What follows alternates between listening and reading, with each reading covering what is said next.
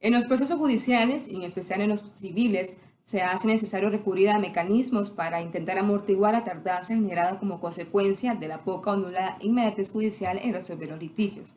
En ese sentido, la doctrina procesal civil ha definido tradicionalmente a la protección cautelar como toda aquella actuación cuya función es asegurar la efectividad de una eventual y futura sentencia estimatoria. Así pues, surgen medidas denominadas cautelares para hacer efectiva dicha tutela cautelar, de las cuales precisamente hablaré de manera resumida mediante este video. Y bien, comenzaremos definiendo qué son las medidas cautelares. Pues las medidas cautelares pueden definirse como todas aquellas actuaciones, instituciones, mecanismos o actos que tienen por objeto asegurar la eficacia y eficiencia de la ejecución de la decisión final que emite el juez en la sentencia. Este objeto se torna necesario como consecuencia de transcurrir del proceso, de la dilación de los plazos procesales, de la indebida actuación de algunos abogados litigantes, de la excesiva carga procesal, así como de la carencia de recursos técnicos en los órganos de justicia que en suma pues hacen que el proceso se prolongue más allá del tiempo que la norma prevé para la solución de aquel conflicto jurídico. ¿Quiénes pueden solicitarlo y en qué momento del proceso se pueden solicitar? Pues bien, pueden ser solicitadas por cualquier demandante, sea principal o reconvencional, y ese tiene que hacerlo ante el tribunal que conoce la demanda principal o en su caso ante el que se deba presentar la demanda. En ese sentido, y tal como lo indica el Código Procesal Civil en el numeral 2 del artículo 350, estas normas se decretarán siempre a petición de parte y serán adoptadas además bajo la responsabilidad de quien lo solicite.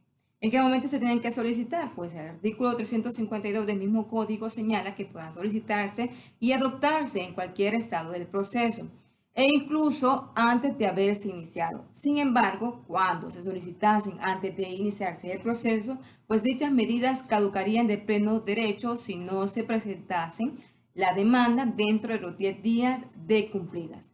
Con lo cual, pues, se condenaría en tal caso al peticionario al pago de todos los gastos que incurre el proceso y de los daños y perjuicios causados.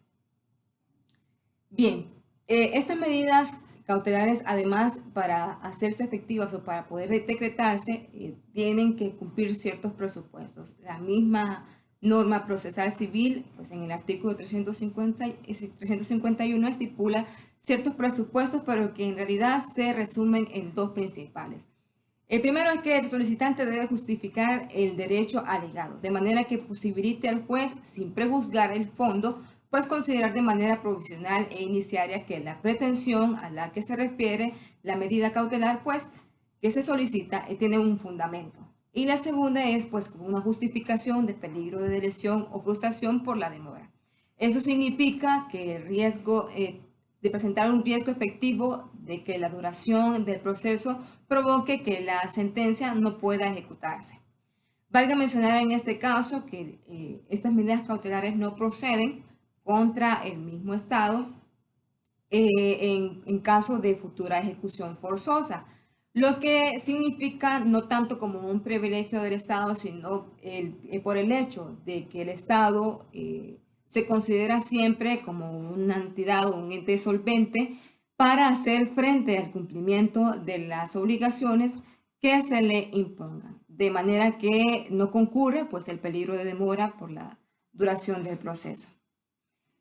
Y bien, estas medidas cautelares pues no se decretarán así al libre albedrío, a libre decisión del que la solicita, sino que el tribunal mismo tiene ciertas facultades al momento de decretar dichas medidas. Pues las primeras facultades que tiene el tribunal básicamente se resumen en apreciar la necesidad de la medida, es decir, que el juez puede disponer una medida menos rigurosa a la que solicita el demandante. Puede también establecer el alcance de las mismas, el término de duración y disponer, ya sea de oficio o a petición de la misma parte, la modificación, sustitución o el cese de la misma medida.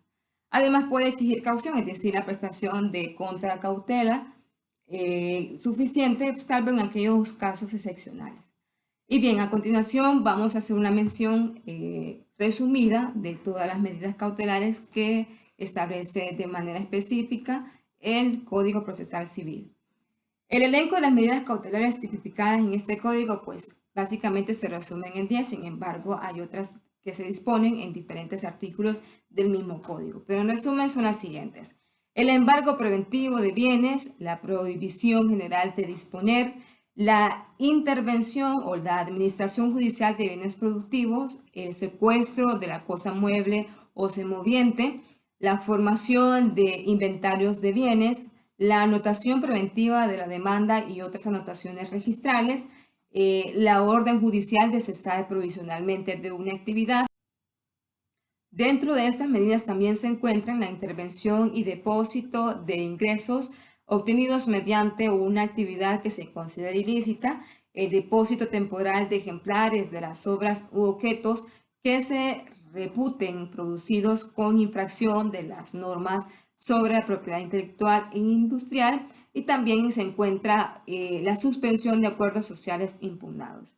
Valga mencionar que estas medidas que se enlistaron, pues el código las tipifica o las especifica como medidas cautelares específicas. Hay que mencionar además que existen otras medidas cautelares que se establecen en el mismo código, en el capítulo 4 del título segundo de este, en las que también hay que tener especial atención, pero que se tienen que ahondar de forma diferente.